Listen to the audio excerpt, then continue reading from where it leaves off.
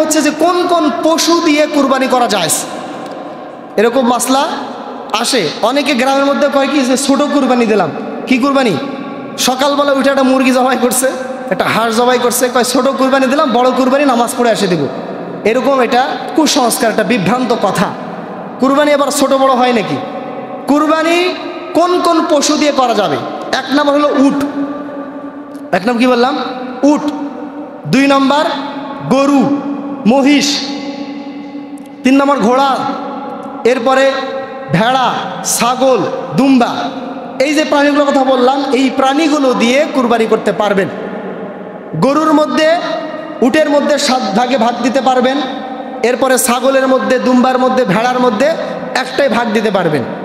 আর আমরা যে হাঁস, মুরগি, অন্যান্য পাখি, অন্যান্য জীবজন্তু যেগুলো আমরা কুরবানির নামে সকালবেলা উঠা কুরবানি করে যে ছোটো কুরবানি দিলাম, এগুলো কোনো কুরবানি না।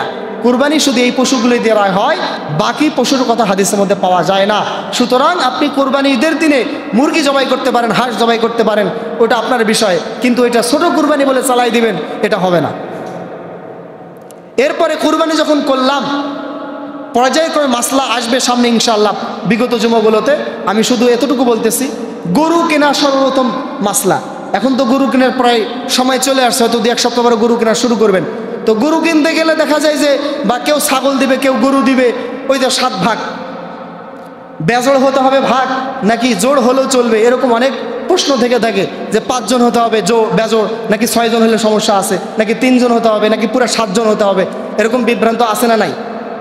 জোড় বেজোড়ে কোনো কথা নাই, জোড় বেজোড়ে কোনো কথা নাই। এক ব্যক্তি 1 ভাগ দিতে পারবে, এরকম 7 ভাগ দিতে পারবে একটা গরুতে, কোনো সমস্যা নেই। আবার গরু কেনার সময় দেখা যায় যে 3 জন মিলে কুরবানি দিয়ে বলে গরু কিনছে, কিনে আইনা দেখা যায় আরও ভাগী শরিক বের হয়েছে, যে আমাকে তো বলেন না ভাই, আমি তো শরিক হতে চাইতাম, আমাকে তো বলেন নাই। তো আচ্ছা ভাই ঠিক আছে, তো পরবর্তীতে যদি শরিক করাইতে চান করাইতে পারবেন, শরিক করানো যাবে। আবার কুরবানি গরু কেনার পরে দেখা যায় যে কুরবানি গরু অনেক সময় চুরি হয়ে যায়, হয় কি হয় না? কুরবানি গরু কিনে আনছেন, চুরি হয়ে গেছে, তো এটার কি বিধান? কুরবানির গরু যদি এনে চুরি হয়ে যায়, তাহলে আপনাকে গরু কিনতে হবে। গরু কি করতে হবে? কিনতে হবে, যদি সামর্থ্য থাকে, আর কিনে কুরবানি দিতে হবে। আবার দেখা যাচ্ছে এমন লোক, যেই লোকের কুরবানি ওয়াজিব ছিল না, সেই লোক যদি কি করে, গরু কিনে কুরবানির জন্য, আর ওই পশুটা যদি হারায়া যায়, তাহলে তার উপর ডাবল, কারণ তার উপর ওয়াজিব ফরজ কিছুই ছিল না, সে নিজের উপরে চাপাই নিছে, এটা একটা, আর হারায় গেছে এটা একটা। এই জন্য আমরা গরু কিনতে যাব, গরুর মধ্যে খুঁত টুত এগুলো দেখা দরকার।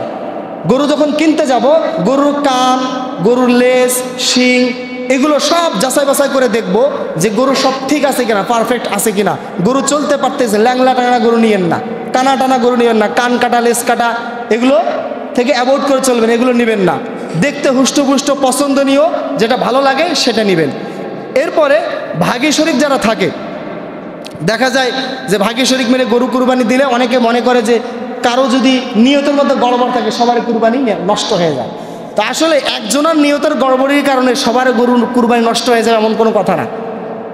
তবে চেষ্টা করবেন যাদেরকে ভাগী শরিক সঙ্গে করবেন, তাদের ইনকামটা যেন হালাল হয়। কি হয়? এমন লোককে আপনাদের ভাগী শরিকে ঢোকাবেন না যাদের ইনকাম হারাম। যাদের ইনকাম হালাল, এরকম ব্যক্তি, পরহেজগার, নেককার, এরকম ব্যক্তিরা মিলে আপনার কুরবানিতে চেষ্টা করবেন। এরকম ব্যক্তি যদি খুঁজে না পান, তাহলে আপনাদের জন্য উত্তম হচ্ছে একাই কুরবানি করে একটা ছাগল দিয়া, একাই কুরবানি করে একটা ভেড়া দিয়া, একাই কুরবানি করে দুম্বা দিয়া, সবচেয়ে উত্তম, কোনো ভেজাল নাই, নির্ভেজাল। এজন্য আমি আপনাদের কাছে বলবো, যাদের কুরবানি ওয়াজিব হয়েছেন, তারা এরকম যদি ভাগী শরিকে গরু কুরবানি দেওয়ার খেয়াল থাকে, তাহলে এখন থেকেই এরকম ইমানদার, 5 ওয়াক্ত নামাজি, হালাল ইনকাম করে এরকম মানুষ খুঁজে বের করেন, একত্রিত হন এবং পরামর্শ সাপেক্ষে সুন্দর থেকে সুন্দর গরু কিনে আনেন এবং এনে সুন্দরভাবে কুরবানি দেন। ইনশাআল্লাহ আল্লাহ তাআলা আপনাদের কুরবানি কবুল করবে। যাদের কুরবানি ওয়াজিব হয়েছে, দোয়া করে আল্লাহ তাআলা তাদেরকে কুরবানির তৌফিক দেয়, এবং কুরবানি যাদের ওয়াজিব হয় নাই, যদি কেউ দিতে চায় দিতে পারবে, সমস্যা নেই।